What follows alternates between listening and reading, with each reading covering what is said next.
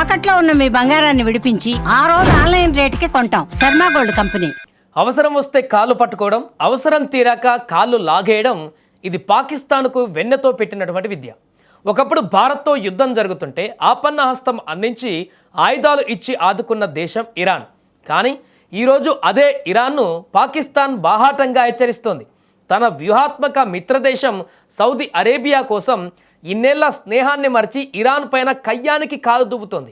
ఇది మిత్రత్వమా లేక పచ్చి మిత్ర ద్రోహమా? అసలు ఇరాన్కు పాక్ ఎందుకు వెన్నుపోటు పొడిచింది? పశ్చిమాసియాలో రగులుతున్న ఈ చిచ్చుకు పాక్ ఎందుకు ఆజ్యం పోస్తుంది? పశ్చిమాసియాలో ప్రస్తుతం యుద్ధమేఘాలు కమ్ముకున్నాయి. అమెరికా ఇరాన్ మధ్య మొదలైనటువంటి ఈ పోరులో దాయాది దేశం పాకిస్తాన్ అనూహ్యంగా ఎంట్రీ ఇచ్చేసింది.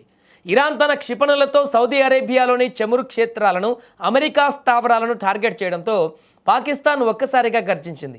సౌదీ అరేబియా ప్రాదేశిక సమగ్రతపైన దాడి చేస్తే మేము చూస్తూ ఊరుకోమని ఇస్లామాబాద్ కఠినమైనటువంటి హెచ్చరిక జారీ చేసింది.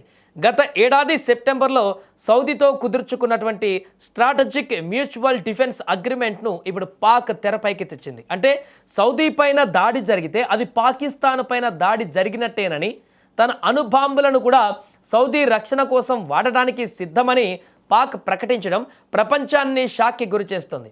నిజానికి ఇరాన్ పాకిస్తాన్ మధ్య సుదీర్ఘకాలంగా మిత్రత్వం ఉంది. 1965, 1971 యుద్ధాలలో భారత్తో తలపడుతున్నప్పుడు పాకిస్తాన్కు ఇరాన్ వెన్నుదన్నుగా నిలిచింది. తన గగనతలాన్ని ఉపయోగించుకోవడానికి అనుమతించడమే కాకుండా ఇంధనం, వైద్య సాయం అందించింది. ఇక అప్పట్లో ఇరాన్ చేసిన సాయం వల్లే పాక్ కొంతవరకైనా తలదాచుకోగలిగింది. కానీ ఈరోజు కేవలం సౌదీ అరేబియా నుంచి అందేటువంటి డాలర్ల కోసం, ఆర్థిక సాయం కోసం పాకిస్తాన్ తన పాత మిత్రుడిని శత్రువుగా మార్చేసుకుంది. ఇరాన్ విదేశాంగ మంత్రితో మాట్లాడిన పాక్ డిప్యూటీ పీఎం ఇషాక్ దార్ తమ రక్షణ ఒప్పందాల గురించి గుర్తు చేస్తూ బెదిరింపు ధోరణిలో మాట్లాడడం వెన్నుపోటు కాక మరేంటని విశ్లేషకులు ఇప్పుడు ప్రశ్నిస్తున్నారు. ఇక ఇదిలా ఉంటే పాకిస్తాన్ ఈ నిర్ణయం తీసుకోవడం వెనుక పెద్ద వ్యూహమే ఉంది. ప్రస్తుతం పాక్ ఆర్థిక వ్యవస్థ చిన్నాభిన్నమైంది.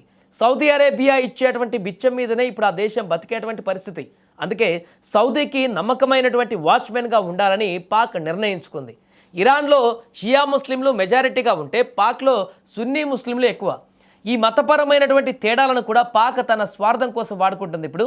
అయితే ఇది పాక్ ఆత్మహత్య సదృశ్యంగా మారేటువంటి ప్రమాదం ఉంది. ఎందుకంటే పాక్ లోపలే 4 కోట్ల మంది షియా ముస్లింలు ఉన్నారు. వారు ఇరాన్కు మద్దతుగా రోడ్ల మీదకి వస్తే పాకిస్తాన్లో అంతర్యుద్ధం ఖాయమని నిపుణులు హెచ్చరిస్తున్నారు. ఆల్రెడీ బలూచిస్తాన్ తోటి, ఖైబర్ పఖ్తూన్ఖ్వాలో జరుగుతున్నటువంటి దాడులతోటి, ఉగ్రవాదులతోటి ఒక రకమైనటువంటి అంతర్యుద్ధం ఆల్రెడీ పాకిస్తాన్ ఎదుర్కొంటుండగా ఇప్పుడు షియాలు కూడా ఖమేనీ అదేవిధంగా ఇరాన్కు మద్దతుగా రోడ్ల మీదకి వచ్చినట్లయితే ఆ పరిస్థితి ఏ రకంగా ఉంటుందో అర్థం చేసుకోవచ్చు. అందుకే పాకిస్తాన్ తన బుద్ధిని మరోసారి నిరూపించుకుంది. ఇప్పుడు స్నేహానికి విలువనిచ్చే దేశం కాదని, స్వార్థం కోసం ఎవరినైనా బలిచ్చేటువంటి దేశమని స్పష్టం చేసింది. ఇరాన్ అమెరికా యుద్ధంలో తలదూర్చి తన గొయ్యి తానే తవ్వుకుంటుందా లేక సౌదీ అండతో గట్టెక్కుతుందా అనేది కాలమే నిర్ణయించాలంటూ కూడా చెప్తున్నారు ఇప్పుడు.